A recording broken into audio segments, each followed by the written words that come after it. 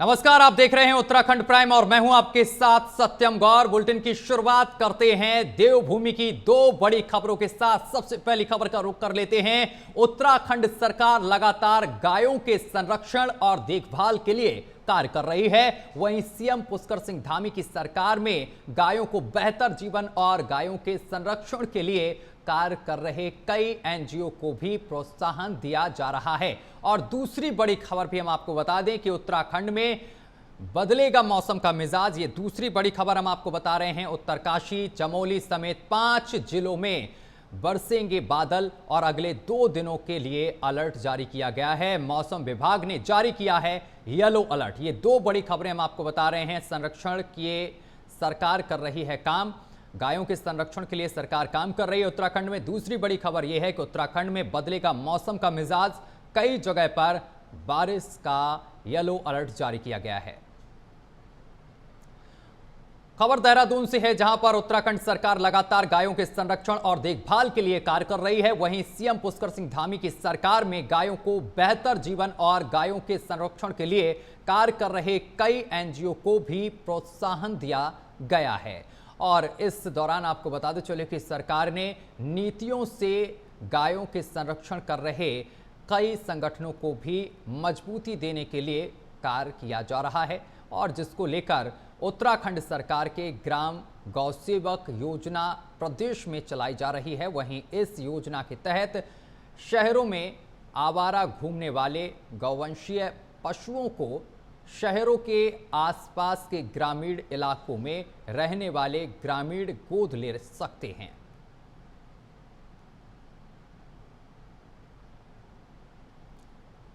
तो गायों के संरक्षण के लिए कर रही है सरकार काम और कई एनजीओ को दिया जा रहा है प्रोत्साहन। तो गायों के संरक्षण के लिए सरकार लगातार काम कर रही है, कई एनजीओ को प्रोत्साहन भी दिया जा रहा है।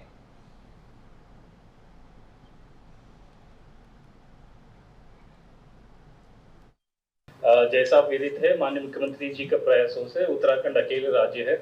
पहले हम 5 रुपए देते थे यहाँ पर गोवंश को रखने के लिए। आज की तारीख में पूरा देश में सबसे अधिक सिर्फ उत्तराखंड में 80 रुपए प्रति गाय दिया जाता है।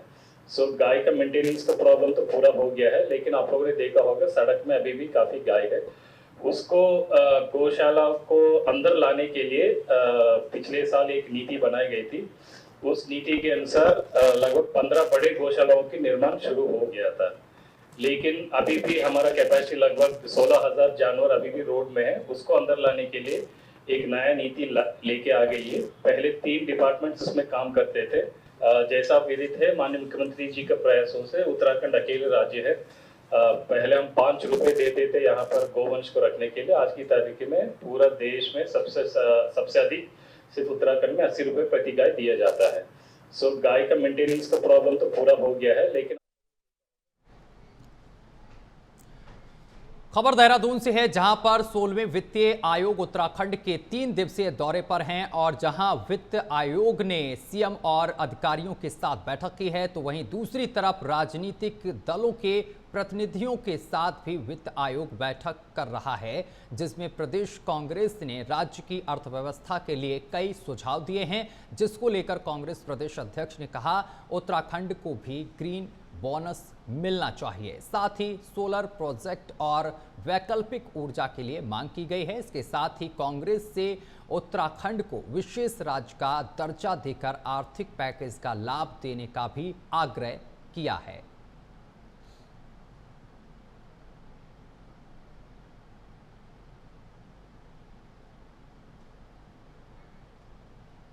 डिमांड्स की हैं। देखिए, बहुत सारे सुझाव दिए हैं। हमने अपने बोनस की बात की है। ग्रीन बोनस का मामला जो हमारे सांसद प्रदीप टम्टा ने लोकसभा में उठाया था, उस विषय को भी हमने रखा। हमने कहा कि 7 सिस्टर्स की तर्ज पर उत्तराखंड को भी ग्रीन बोनस मिलना चाहिए, क्योंकि हमने विकास की बदौलत, विकास की कीमत पे जो है अपने जंगलों को बचाते हैं। हमारे यहाँ अच्छी रोडें नहीं बन पाती, हमारे यहाँ अस्पताल नहीं बन पाते, बहुत सारी दिक्कतें हमारे यहाँ का नागरिक झेलता है। तो उत्तराखंड को उसके बदले ग्रीन जो ऑक्सीजन बचाते हैं उसके बदले हमको ग्रीन बोनस मिलना चाहिए विषय है। और भी बहुत सारे इंपॉर्टेंट इश्यूज़ हैं जिसमें हमने मांग किया। हमने विशेष पैकेज की मांग की है इंडस्ट्रीज़ के लिए। हमने मांग की अपने सोलर प्रोजेक्ट्स और जो वैकल्पिक ऊर्जा है उसके लिए हमने डिमांड्स की हैं। देखिए बहुत सारे सुझाव दिए हैं हमने।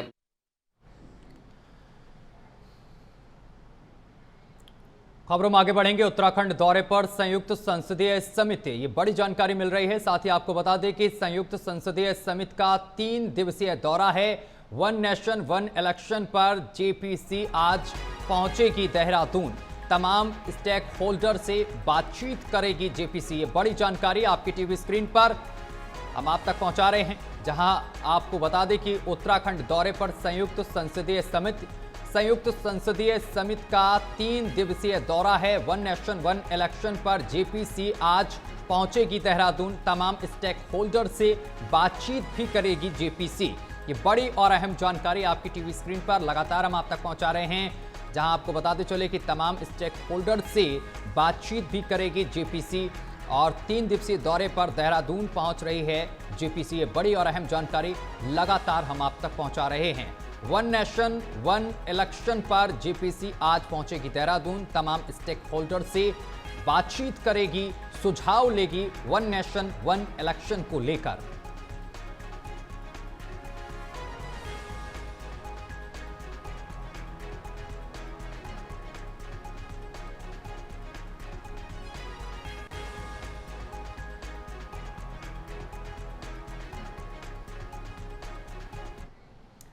खबर देहरादून से है, जहां पर केंद्र सरकार की तरफ से एक देश एक चुनाव यानी कि वन नेशन वन इलेक्शन को लेकर लगातार विचार किया जा रहा है, जिसको लेकर विशेष कमेटी स्टेक होल्डरों के साथ बैठक करने वाली है। एक तरफ सत्ता दल बीजेपी केंद्र सरकार का आभार जता रही है, तो वहीं दूसरी तरफ मुख्य विपक्षी दल कांग्रेस नाराज नजर आ रही है, जिसको लेकर विधायक विनोद चमोली ने कहा है कि अगर पूरे देश में सभी चुनाव एक साथ आयोजित होते हैं तो इससे मानव संसाधन के अलावा समय और पैसे की भी बचत होगी। साथ ही कांग्रेस की प्रदेश प्रवक्ता डॉक्टर प्रतिमा सिंह ने बीजेपी पर निशाना साधते हुए कहा है कि एक देश एक चुनाव से राज्यों के स्थानीय मुद्दे राष्ट्रीय मुद्दों के बीच खो जाएंगे।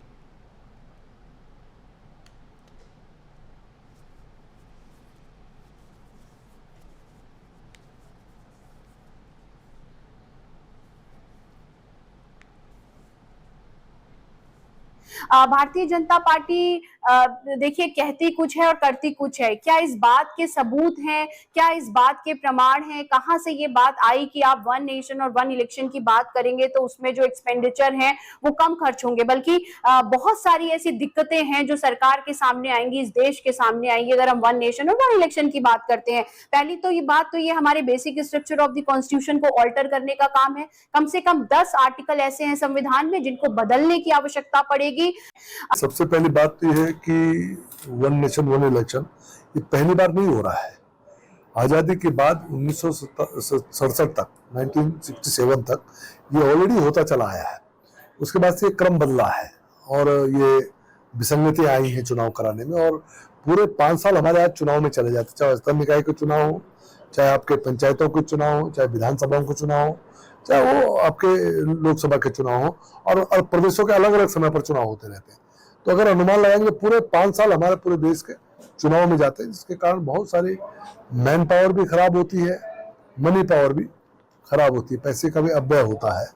तो इसको समेटते हुए अगर चुनाव एक साथ हो जाए तो हमारा समय भी बचेगा, काम करने के लिए अधिक समय भी मिलेगा, धन भी बचेगा, और जो मानव संसाधन उसमें लगता है वो भी सीमित लगेगा। सबसे पहले खबर देहरादून से है, जहां पर उत्तराखंड बीजेपी में नए प्रदेश अध्यक्ष की नियुक्ति को लेकर लंबे समय से अटकलें चल रही हैं। हालांकि अब बीजेपी संगठन दावा कर रहा है कि मई के अंतिम सप्ताह में बीजेपी को नया प्रदेश अध्यक्ष मिल जाएगा। दरअसल बीजेपी संगठन पहले यह दावा कर रहा था कि अप्रैल तक सभी राज्यों में बीजेपी प्रदेश अध्यक्षों की नियुक्ति हो जाएगी, लेकिन पहलगाम आतंकी घटना को लेकर इस पर कुछ दिनों के लिए रोक लगा दी गई थी। लेकिन एक बार फिर बीजेपी अब इस कवायद में जुट गई है और संगठन विस्तार को पूर्ण रूप देने के लिए फिर सक्रिय हो गई है। अप्रैल में निश्चित रूप से प्रदेश अध्यक्ष पूरे प्रदेश को मिलने वाले थे, लेकिन पहलगाम की जो दुखद घटना हमारे सामने हुई, उसके चलते सारे जो कार्य हैं संगठन के स्थगित कर दिए गए थे। और अब जो है 30 मई का जो है वो लास्ट डेट है, जिसमें हमारे सभी जितने भी भारत में जो हमारे भाजपा के प्रदेश हैं, वहाँ पे प्रदेश अध्यक्ष मिलने जा रहे हैं। तो निश्चित ही आगे आने वाले समय में आपको प्रदेश अध्यक्ष मिलेंगे। देखिए, खबर देहरादून से है, जहां पर 38वें राष्ट्रीय खेलों में उत्तराखंड के लिए पदक जीतने वाले खिलाड़ियों के लिए खुशखबरी है। बताते चले कि जल्द ही पदक विजेता खिलाड़ियों को उनकी इनाम राशि का पैसा मिलने जा रहा है और शासन ने इसके लिए 15 करोड़ रुपए जारी कर दिए हैं, जिसको लेकर खेल मंत्री रेखा आर्य ने बताया है कि 38वें राष्ट्रीय खेलों में प्रदेश के खिलाड़ियों को अच्छे प्रदर्शन के लिए प्रोत्साहित करने के उद्देश्य से सरकार ने इनाम राशि को दोगुना किया था। साथ ही कहा है कि अब तक के राष्ट्रीय खेलों के इतिहास में स्वर्ण, रजत और कांस्य पदक जीतने पर इतनी इनाम राशि किसी भी राज्य में नहीं दी गई है।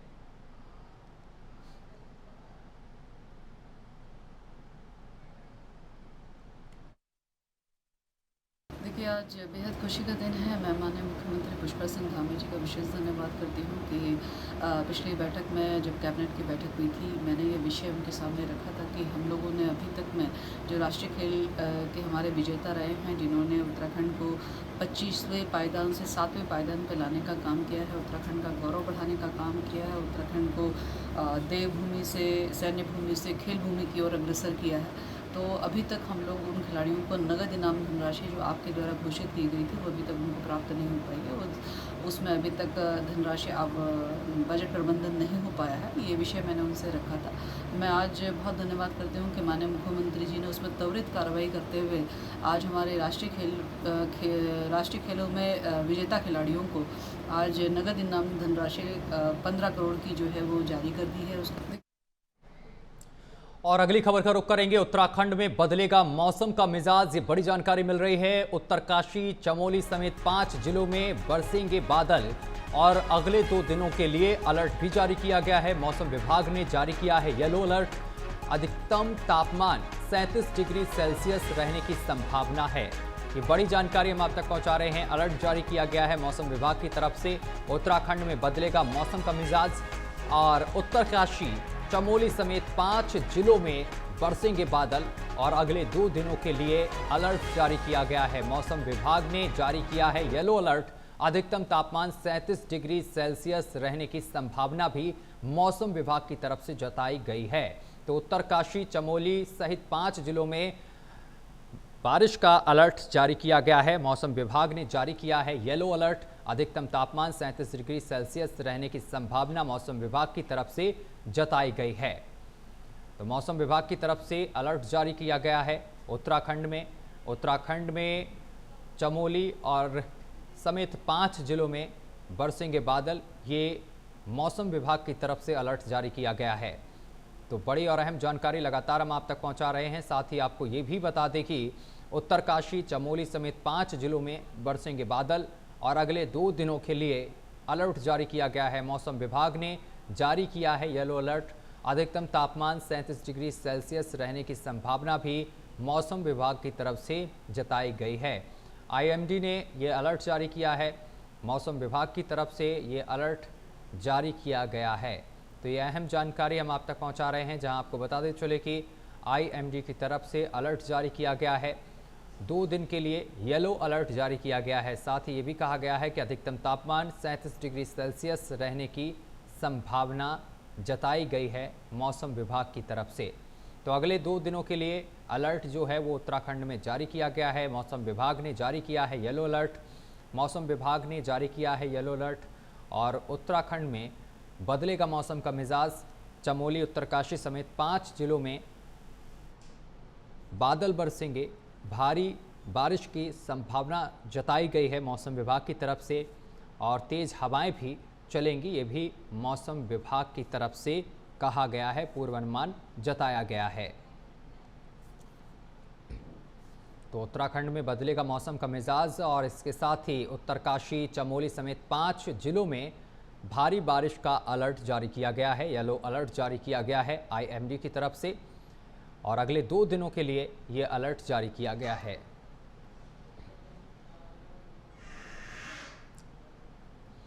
तो मौसम विभाग ने येलो अलर्ट जारी किया है। 5 जिलों में बारिश का येलो अलर्ट जारी किया गया है। अगले 2 दिनों तक के लिए ये येलो अलर्ट जारी किया गया है और 37 डिग्री सेल्सियस इस दौरान तापमान भी रहेगा।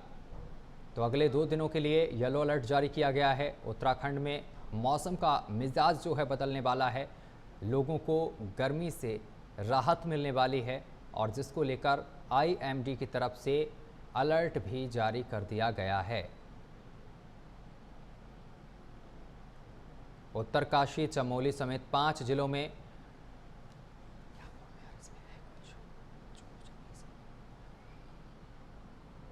तो मौसम विभाग की तरफ से येलो अलर्ट जारी किया गया है। अधिकतम तापमान 37 डिग्री सेल्सियस रहने की संभावना जताई गई है।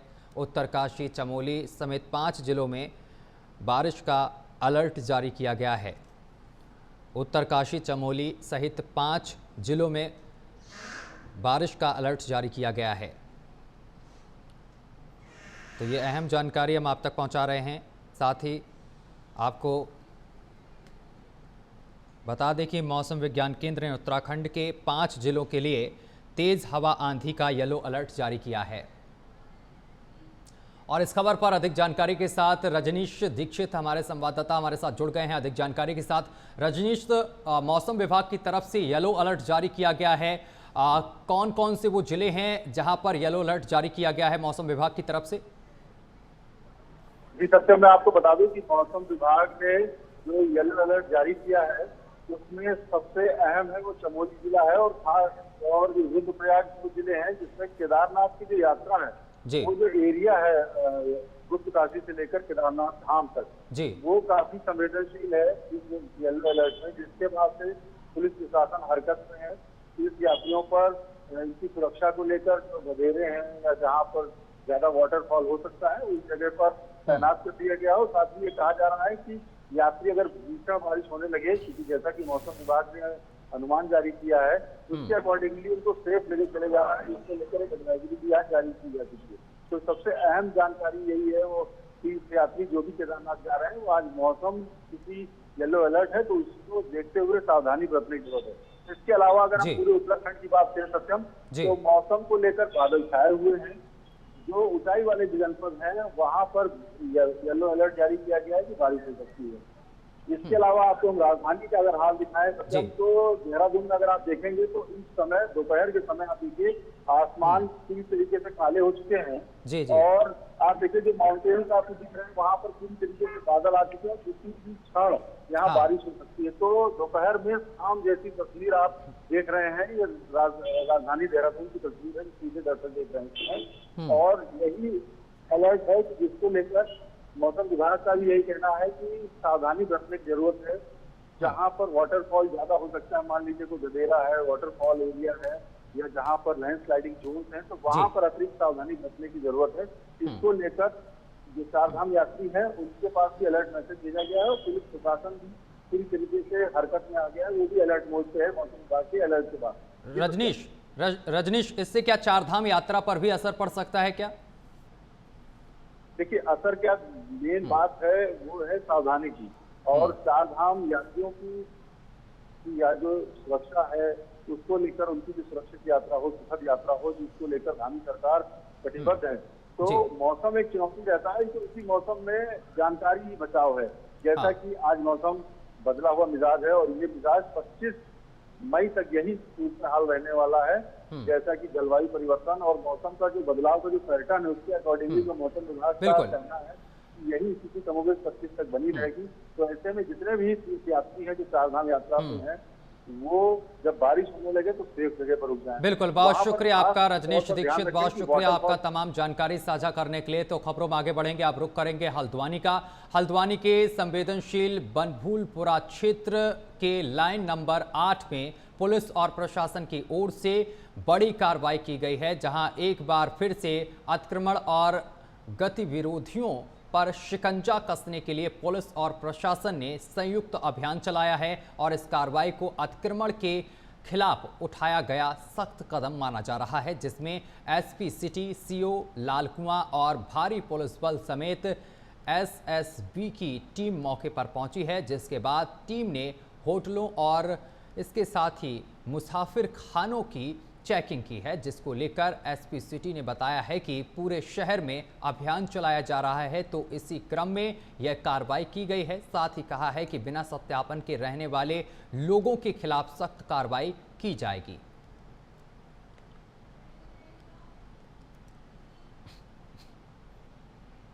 लाइन नंबर 8 बनपुलपुरा में पुलिस द्वारा एक सत्यापन अभियान चलाया गया है, जिसमें कि पीएसी एसएसबी की एक प्लाटून भी शामिल थी और इसमें कोतवाली, हल्द्वानी और बनपुलपुरा थाने की भी पुलिस थी। हमने इसमें लाइन नंबर 8 में सभी किराएदारों का भौतिक रूप से सत्यापन किया है। कुछ आईडी हमें पश्चिम बंगाल की भी मिली है, उन्हें हमने थाने में बुला के उनको वेरीफाई करेंगे। साथ ही हमने होटल और मुसाफिर खाने भी चेक किए हैं, उनके डॉक्यूमेंट्स का रखरखाव और उस पर भी हम कार्रवाई कर रहे हैं और साथ ही वहाँ पर जो लोग रह रहे थे उनकी आईडी वाईडी भी चेक की जाए।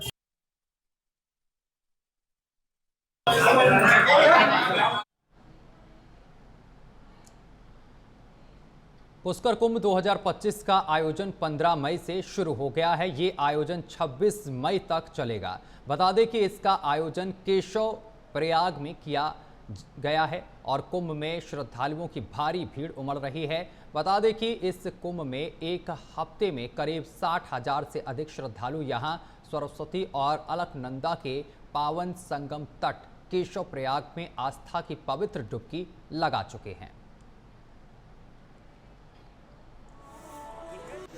पुष्कर कुंभ दक्षिण भारतीयों का ये कुंभ है जो कि सरस्वती नदी पे स्नान करने आते हैं। ये करीब 12 साल बाद 2013 में ये लोग आए और इस बार 2025 में 14 मई से इनका कारवां चला जो 26 तारीख तक चलेगा। विशेषतः ये लोग यहाँ पे पूजा पाठ, दान, पिंडदान और अपने पितरों को मोक्ष के लिए प्रार्थना करते हैं। इस बार करीब करीब ये भीड़ बहुत बढ़ गई है। 15 तारीख से तो बहुत अथाह भीड़ रहा। 16 तारीख से थोड़ा बहुत जो प्रशासन पुलिस है, पुलिस वालों ने अपने क्राउड मैनेजमेंट के द्वारा इन पर काफ़ी नियंत्रण किया और बहुत अच्छी तरह से ये पूजा संपादित हो रहा है।